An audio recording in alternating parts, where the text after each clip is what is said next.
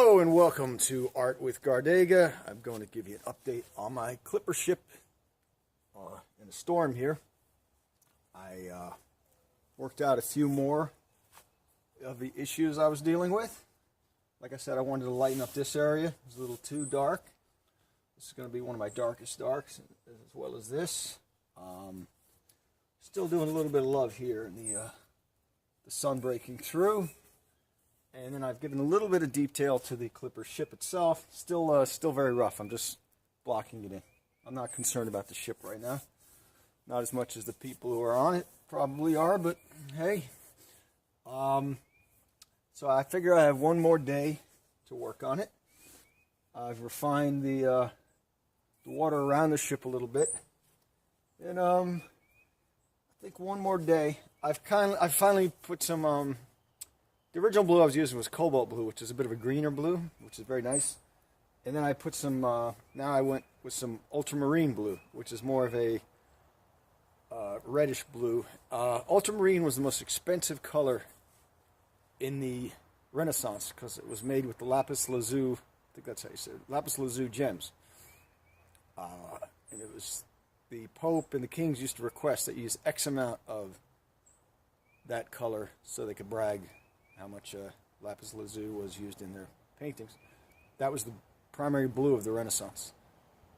It's a great color. Now it's synthetic. Well, still a great color, and it's very cheap now. It's one of the cheaper paints, but it's still a great color. Again, I'm glazing the colors in. So in other words, by glazing, I mix it with a little bit of linseed oil, or I make my own medium. So you put a layer of paint down, you let it dry. That's the only way you can achieve a real kind of stained glass effect. You're never going to get that painting al primo, which means you're just putting paint on thick and directly, kind of like Velasquez. I prefer glazing, which takes a lot more time. You can get a richness. That's how Maxfield Parrish got his blues and those amazing colors, if you want to look him up. But he would glaze layer upon layer upon layer. So that's it. This is the clipper ship, and I don't think they're in good shape. So I would try to finish this tomorrow. I'm going in the city today to the Frick Museum to see the Van Dyke show. I don't know if it's Van Dyck or Van Dyke. I love him. Is that the guy from the TV show in the 60s? I don't know. Anyways, that's at the Frick Museum, so I'm going in there. And then tomorrow, I'll have a little bit of time to work on this. I have another meeting in the city, and then Tuesday I'll finish this. And then we're going to ship it out, no pun intended. It's going to Florida. So I need to add a little bit more life and color. And then I'll refine the ship. I'd like to spend a full day on the ship. It'd be ideal. It needs a little love, but I'm not worried about it. I'll suffer that when I get to it. Cross that bridge. So that's it. This is the clipper ship. Now, clipper ship, I figured this out. There's no real difference in the schooner. Clipper ships were made initially to be fast, to get away from pirates. I've learned this. I've researched. So that's it.